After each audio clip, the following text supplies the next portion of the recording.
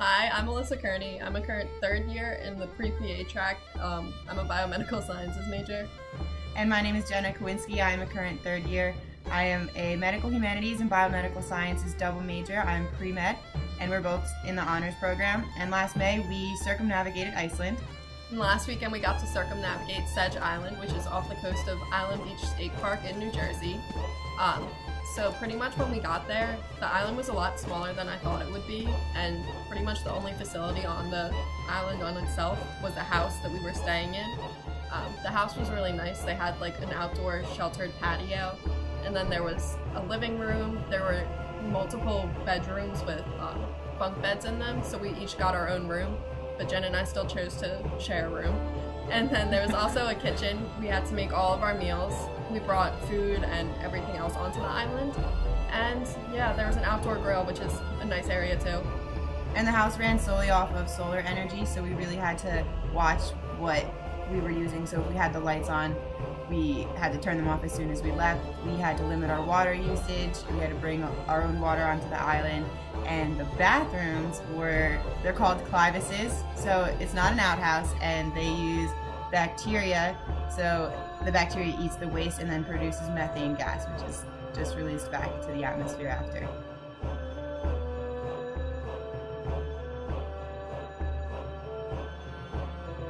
The first thing that we did when we got to the island after touring the house was kayaking. So for two of us, it was their first time kayaking, and the rest of us were kayaking experts like us. We went really fast. It wasn't a race, but if it was, we would have won. Yeah, just saying. And we just took a short paddle. I think Darren was the head director of Sedge Island. He said it was about a mile long total. And at one point we saw peregrine falcons. And they're the only breeding ones in New Jersey. They had been wiped out of New Jersey and then they were brought back. So that was cool to see that it was like a huge breeding nest that they had built. And that kind of reminded us of the whale watching when we were in Iceland. But instead of being on a big recreational fishing boat, we were on our own kayaks, which was cool. And we weren't in the Arctic Ocean, we were on a marsh, so if you would have fallen out of the kayak, you would have just been 3 feet deep in water. And also, in Sedge Island, the water was warmer than the air, so that was the difference between the Arctic Ocean and Iceland as well. On the Arctic Ocean, we all had to bundle up and wear these big suits to keep warm because it was freezing. So that's another difference that we saw.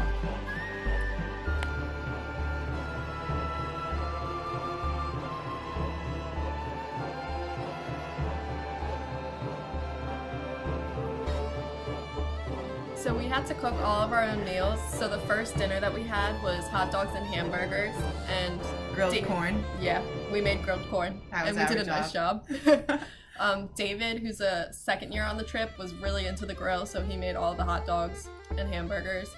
And pretty much we kind of went overboard with how much we made, so we had a lot of leftovers because we just weren't thinking sustainability. We were just thinking feed the 10 people on the island. And we also didn't think that there wasn't a microwave or anything to reheat it, because we were thinking, if there are leftovers, we could have it for lunch or a snack. But if you wanted to reheat it, you'd have to put it back on the grill or put it in the oven. So that just wasn't practical if you wanted a quick snack, which we didn't think of ahead of time. So then the second night we made pasta and meatballs, some garlic bread, and then we also cooked stuff we caught throughout the day. But we made sure that we asked everybody what they were eating, so we didn't have as many leftovers. We still had a whole Tupperware full of pasta that we got to take home. We're still working our way through that right now. And something that we really had to be mindful of on the island was any trash that we created, we had to take with us, because we were on a small island and there wasn't anywhere to just throw your trash out and walk away. And that was something in Iceland that they were really aware of. We noticed one of the first nights we were there that they didn't have any straws at all, and when you went shopping, they didn't give you plastic bags, so they were also conscious of the trash that they were creating.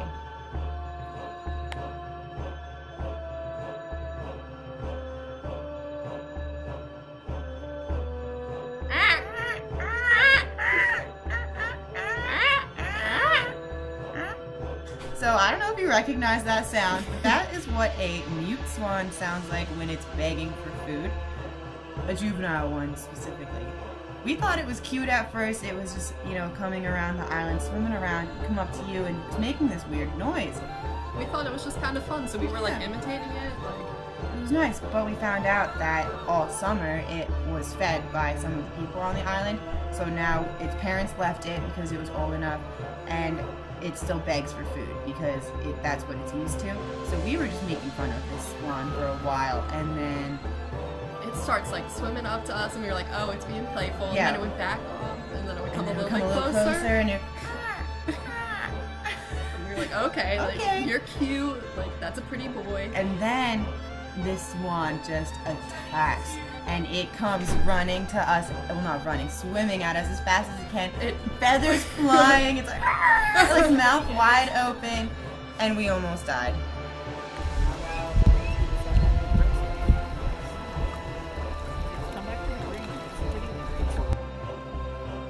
That wasn't the first time we've gotten attacked by animals. Nope. I don't like horses, never have, never will, and Icelandic horses are not an exception. We were literally just trying to stand and take a picture with this pretty boy. Because we all had bangs. Yeah, and Seaflame fixed his hair all nice. It was a pretty little horse. And then he starts biting at us. He starts biting at my hair and my scarf. And it was really scary. Mm-hmm. Animals are not fans of us.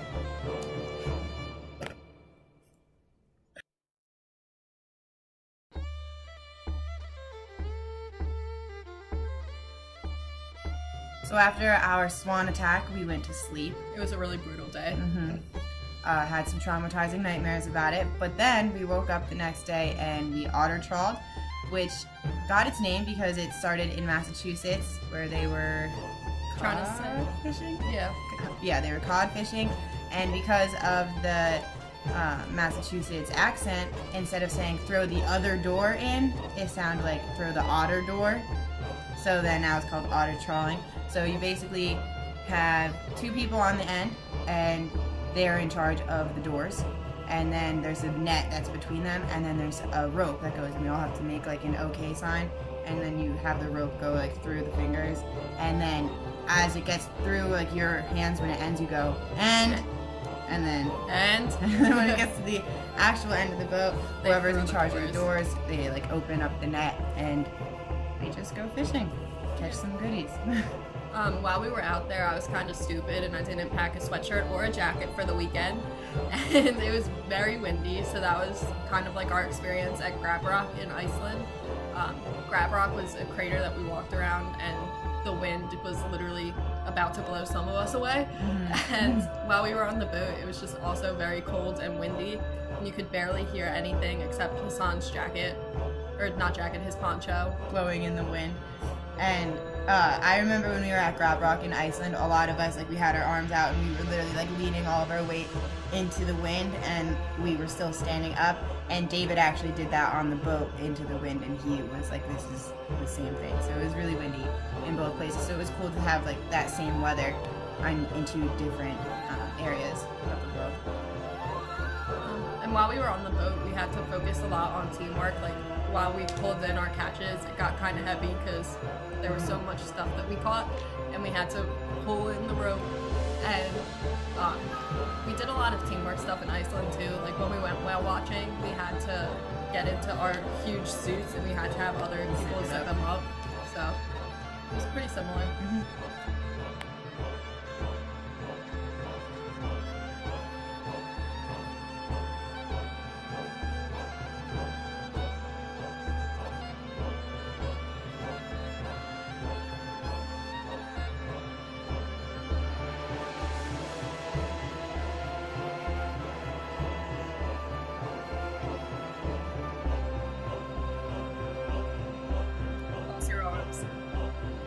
Now do it the exact opposite. You just broke out of your comfort zone. Oh yeah. So one of our major themes while we were at Sedge was getting out of your comfort zone. So that's kind of what that arm crossing idea does. You always do it the same way with your one arm over, but when you try to switch it, it feels weird. So our goal was to try things that we've never experienced before, and things we probably won't ever experience unless we go back to Sedge. So something that was fun and I think new to all of us was clamming. We had a hard time with that at first. We ended up ditching the rakes and using our hands. They to really dig get into in it. there. And that was a lot of fun. And then we ate the clams after too, which was an interesting experience. And pretty much eating the clams was really uncomfortable because they were raw clams. And an uncomfortable experience that we had in Iceland was before you go into like the hot baths, they have a very strict rule about how you can shower so that you don't infest their waters. And so you just had to like shower nude in front of everyone and like do your soap and shampoo, conditioner. And then you also had to leave your shoes outside because they couldn't contaminate the changing rooms. And it was kind of strange having to like leave something unlocked in open public area because we're used to like, oh, someone's gonna take it, but no one did in Iceland. No one took it.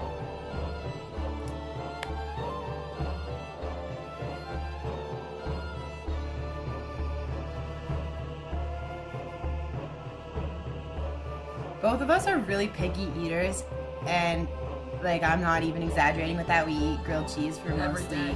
every meal. So when we were in Iceland, we joined the Rotten Shark Club, which was probably one of the worst experiences of my life. I almost threw up, and It was on video on the USciences Instagram page. Yeah, it was. It was bad. And I told myself I would never try anything like that again. But then we went to Sedge, and I broke out of my comfort zone, and so did Alyssa. And we ate raw clams and oysters. And I put the clam in my mouth, and I thought I was gonna throw up. And I didn't have anything to like trying to like wash it down with. Like, so I was sitting there with the tears in my eyes, gagging up, but everybody was watching me, so I felt obligated to swallow it because I didn't want to seem lame. So it was like eating the rotten shark all over again. It was a little bit better because when you bit down into it, it didn't like release like disgusting stuff, but it was still not No, pleasant. you see, I thought it was worse because when you bit down, all of the clam juice just like squirted out, and that really did me in. I don't know. I still thought the rotten shark was worse, but I guess whoever's watching this video should try both and let us know. Yeah, let us know. Leave your comments. Like and subscribe. Yeah. The oyster actually was a lot better than It the was clam. really salty too. I like so that. It masks the taste. I like the oyster the best out of the three. Me too.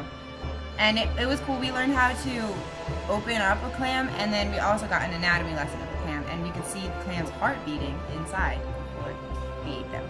That was really cool because I always forget that they're actually a living creature, and when you see the heartbeat, it makes it easier to say, oh, this thing is alive.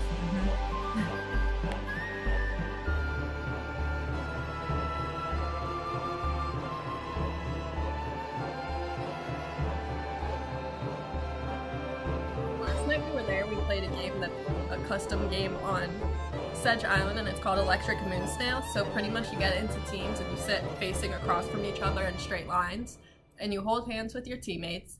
And then Darren had a quarter at one end of the table, and our intern named Tori had a moon snail at the other end. And so pretty much it started off at the end where Darren was, and it was completely dark. It was at night.